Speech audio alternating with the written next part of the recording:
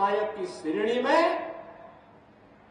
भारत माता के वही सपूत हैं जिनका पूरा जीवन भारत माता के लिए समर्पित था।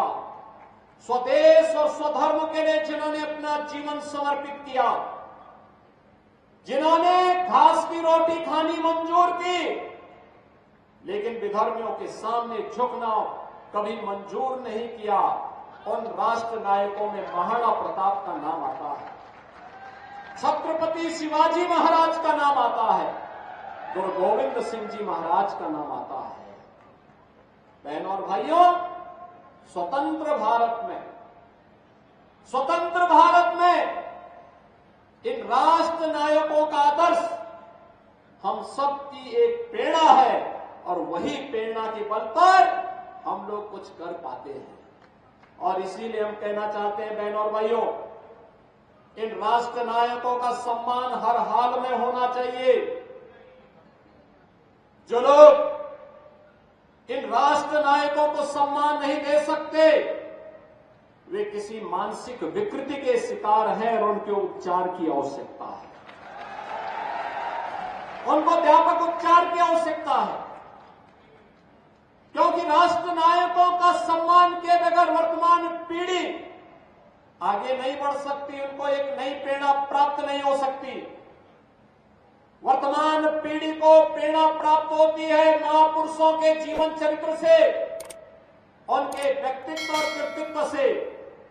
और महाराणा प्रताप ने अपने जीवन कालखंड में ही मेवाड़ राजवंश से जुड़े हुए वे सभी क्षेत्र जिन्हें कभी अकबर ने हड़पने की कुत्सित चेष्टा की थी, उन्हें वापस लेकर के अकबर को भी घुटने टेकने के लिए मजबूर कर दिया था।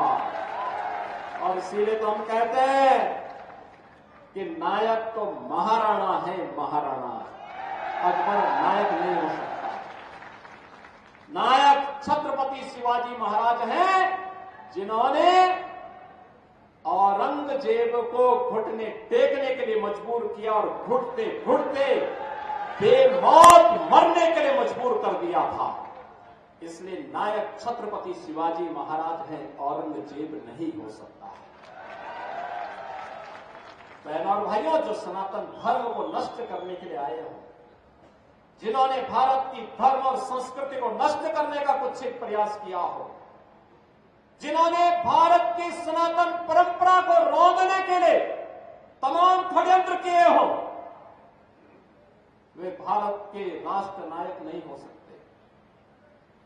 कभी नहीं हो सकते, कतई नहीं हो सकते।